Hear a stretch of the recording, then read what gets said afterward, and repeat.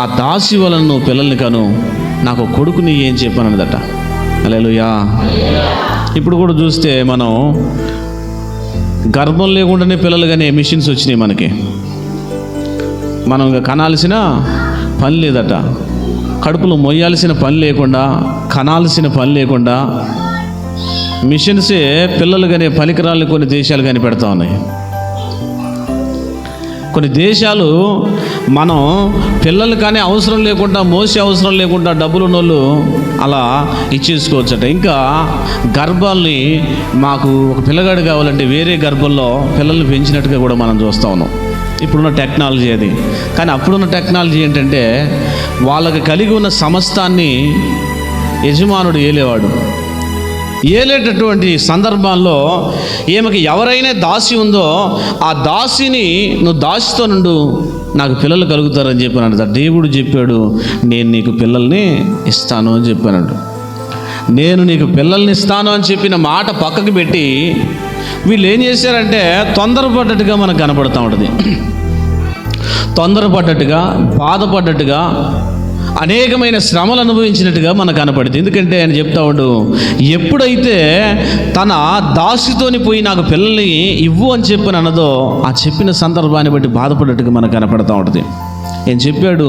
చెప్పినప్పుడట, కాగా శారాయి నేను పిల్లలు కనకుండా యెహోవా చేసి ఉన్నాడు. ఎవరు చేసి ఉన్నారట?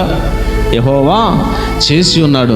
నేను పిల్లలు కనకుండా యెహోవా చేసి ఉన్నాడు కాబట్టి నువ్వు నా దాసితోని పో, నేను చెప్తున్నానని చెప్పినానదట.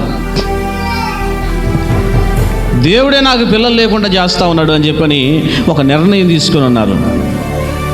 ఒక నిర్ణయం తీసుకొని నా దాసితోనే ఉండని చెప్పని అన్నప్పుడట ఏమి చెప్పానంటే 3వ వచనం కనుక చూస్తే, కాబట్టి అబ్రహాము కానాను దేశంలో 10 ఏళ్ళు కాపురం ఉండిన తర్వాత అబ్రహాము శారాయి అయిన తన దాసి అయిన హాగరును ఐగుప్తీయురాలను తీసుకొని తన పెనిమిటి అయిన అబ్రహామునకు భార్యగా ఉండినట్లు అతనికి ఇచ్చిందట. ఇంకో భార్యను ఉంచుకో, నీకు భార్యలాగా ఉంటుంది, ఉంచుకో ఈ భార్యని అని చెప్పేసి అని ఆమె భార్యలాగా ఇచ్చేసిందట. భార్యలాగా ఇచ్చేసిన సందర్భాన్ని బట్టి వాళ్ళు ఎప్పుడైతే అలా ఇచ్చారో, ఇచ్చిన తర్వాత దేవుడు చెప్తూ ఉండు కదా ఇక్కడ మాట్లాడిన మాట తర్వాత చూస్తే, అతడు హాగరుతో పోయినప్పుడు అది గర్భవతి ఆయను. అది తాను గర్భవతినైన తెలుసుకున్నప్పుడు తన యజమానురాలు దాని దృష్టికి నీచమైనదాయను. గట్టిగా స్తోత్రం చెబుదాం. హల్లెలూయా. ఏమైందట? అబ్రహామునకు హాగరుని ఇచ్చింది. హాగరుని ఇవ్వగానే హాగరు గర్భవతి అయిందట. ఇప్పుడు శారా గర్భవతి కాలేదు, హాగరు గర్భవతి అయింది. తన దగ్గర పనిచేసి ఆమె గర్భం దాల్చింది. ఈమె గర్భవతి అయింది కానీ శారాయి మాత్రం గర్భం దాల్చలేదట.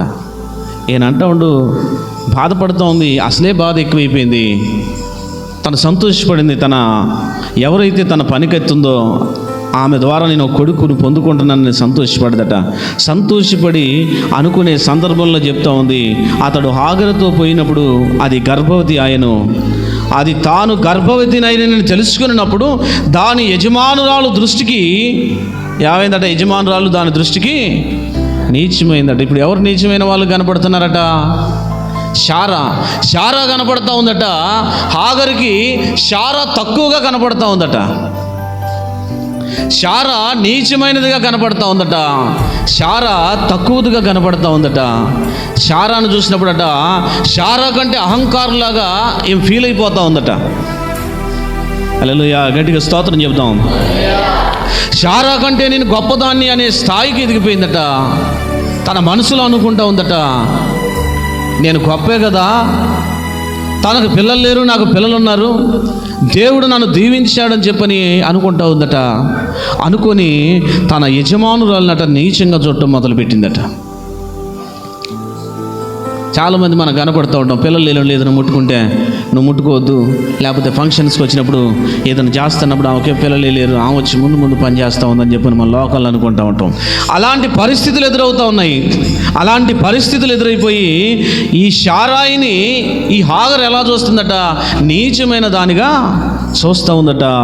అప్పుడు హాగరుకి బాధ కలుగుతూ ఉందట. హాగరుకి బాధ కలిగి ఆ బాధ కలుగుతూ ఉంది. అప్పుడు ఏమంటుందంటే, అప్పుడు శారాయి నా ఉసురు నీకు తగులుతుంది. నేను నా దాసిని నీ కౌగిటికి ఇచ్చిన తరువాత తాను గర్భవతినైతే తెలుసుకున్నప్పుడు నేను దాని దృష్టికి నీచమైన దానినైతే అని చెప్పాను అనుకుని భర్త రాగానే చెప్పింది. ఎవరైతే హాగరు ఉన్నారో, నేను ఇచ్చిన హాగరు ఉంది కదా, హాగరు నన్ను చూసి నీచమైన దానిగా ఈరోజు చూస్తూ ఉంది. ఒకప్పుడు ఘనమైన దానిగా చూసి, ఒకప్పుడు నా కింద పని చేసిన దానిగా ఉన్నది, ఒకప్పుడు నాకు లోబడి బ్రతికిన హాగరు ఇప్పుడు ఎలాగుందట, గొప్పగా నన్నే నీచమైన దానిగా అది చూస్తూ ఉంది. నా ఉసురు నీకు తగిలిద్ది అని అబ్రహాముతో చెప్పి మాట్లాడుతూ ఉందట. మాట్లాడుతూ ఉంది. మాట్లాడిన తర్వాత చదివితే, నాకును నీకును యెహోవా న్యాయము తీర్చునుగాక అని అబ్రహాముతో అనెను. అందుకు అబ్రహాము, ఇదిగో నీ దాసుని చేతిలో ఉన్నది, నీ మనసు వచ్చినట్టు దాన్ని చేయమని శారాయితో చెప్పెను. శారాయి దాన్ని శ్రమ పెట్టినందున ఆమె అతని యొద్ద నుంచి పారిపోగా, యెహోవా దూత అరణ్యములో నీటి బుగ్గ యొద్ద అనగా షూరు మార్గములో బుగ్గ యొద్ద ఆమెను కనుగొని, హల్లెలూయా, ఏమైందట, ఈమె నీచంగా చూడటాన్ని బట్టి అబ్రహాముతో కంప్లైంట్ చేసింది. రాగానే దేవుడు నాకు నీకు న్యాయం తీరుస్తాడు, నా దాసి నన్ను నీచంగా చూస్తూ ఉంది, నా దాసి నన్ను తక్కువ దానిగా చూస్తూ ఉంది, నాకు నీకు దేవుడు న్యాయం తీరుస్తాడని గొడవ పెట్టుకుంటా ఉంటానట అబ్రహాము. నువ్వు ఎందుకు గొడవ పెట్టుకుంటున్నావు?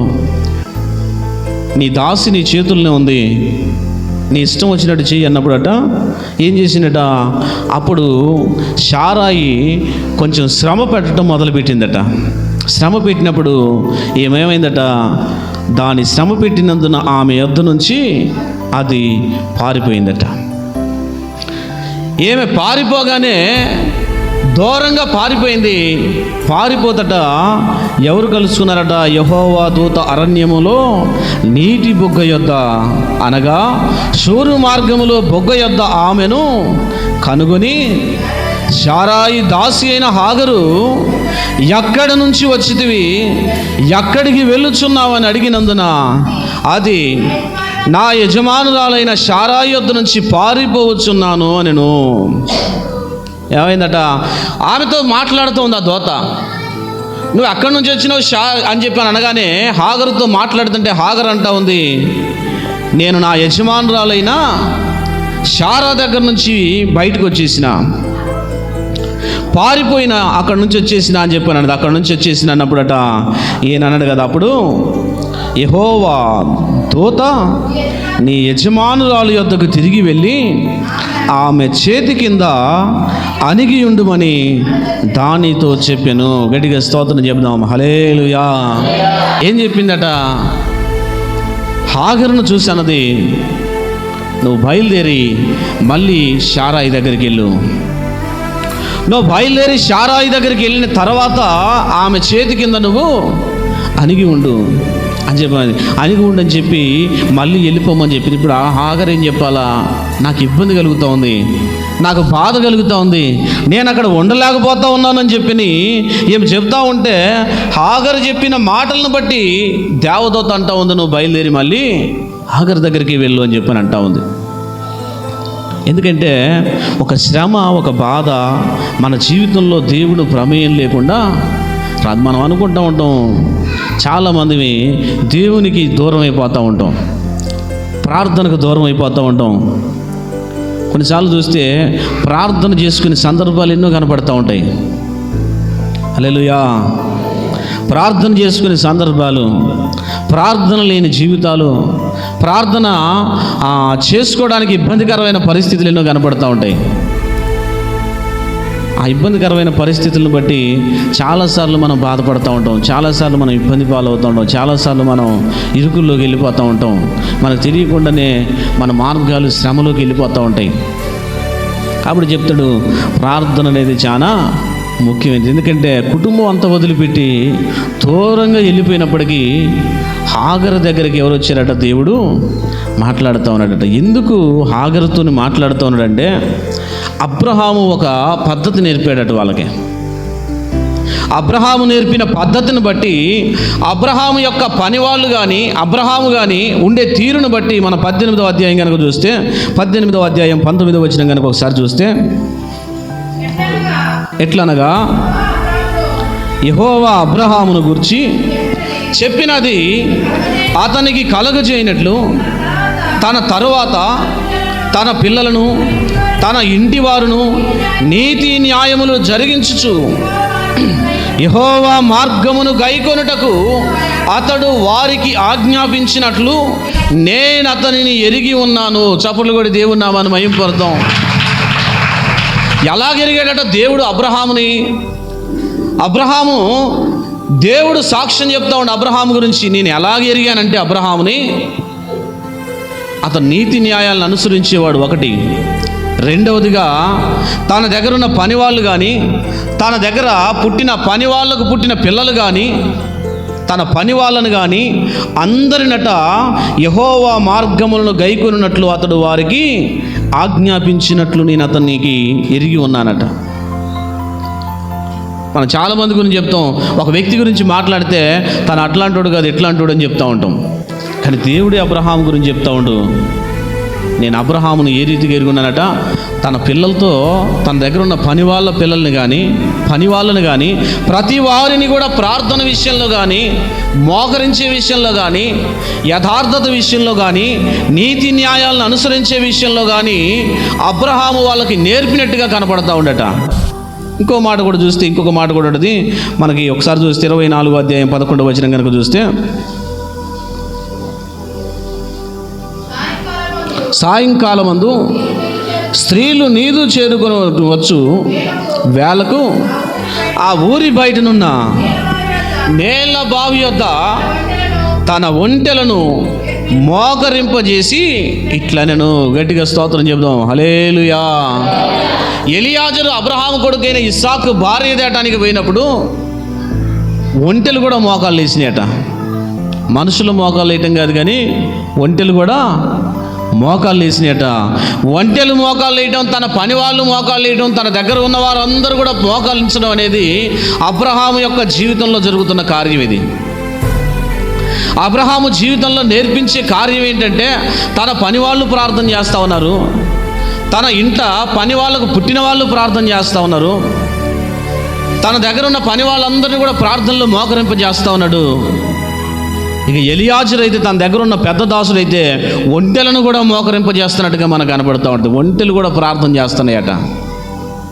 మనుషులే కాదు కానీ తన దగ్గర ఉన్నవి కూడా ప్రార్థించేటట్టుగా ఉన్నాయట. అంటే ఇప్పుడు హాగరు ప్రార్థించేదా ప్రార్థించదా? హల్లెలూయా. అందరం ఎక్కడే ఉన్నాం కదా. ఇప్పుడు తన అబ్రహాము నేర్పుతున్నాడట, తన పని వాళ్ళు ప్రార్థన చేసేటట్టు, నీతి న్యాయాలను అనుసరించేటట్టు తన పనికత్తెలు ప్రార్థన చేస్తున్నారట. ఎలియాజర్ అనే పెద్ద దాసుడు పోయి ఒంటెలను కూడా మోకరింపజేసాడట. ఇప్పుడు దీనిని బట్టి చూస్తే హాగరు ప్రార్థన చేసేదా ప్రార్థన చేయిందా? అందరం గట్టిగా చెబుదాం, చేసేదా చేయిందా? ఆమె ప్రార్థన చేసేది కాబట్టే, ఆమె దగ్గరికి దేవదూత వచ్చింది. ఆమె దగ్గరికి దేవదూత వచ్చి మాట్లాడుతూ ఉంది. ఆమెను దేవదూత కనుగొన్నది. దేవదూత వచ్చి మాట్లాడుతూ ఉంది. దేవదూత వచ్చి మాట్లాడుతూ చెప్తా ఉంది, నీ యజమానురాలైన శారా దగ్గరికి నువ్వు మళ్ళీ వెళ్ళు. నీ యజమానురాలైన శారా దగ్గరికి నువ్వు వెళ్ళి ఆమె కింద అణిగి ఉండు అని చెప్పానటది. ఆమె కింద అణిగి ఉండు అంటే బాధ కలుగుతూ ఉంది, ఇబ్బంది కలుగుతూ ఉంది అనే పరిస్థితులు కనపడతాయి. కానీ 4వ వచనం కనుక మనం ఒకసారి చూస్తే, అతడు అది గర్భవతి ఆయను, తాను గర్భవతినైనని తెలుసుకున్నప్పుడు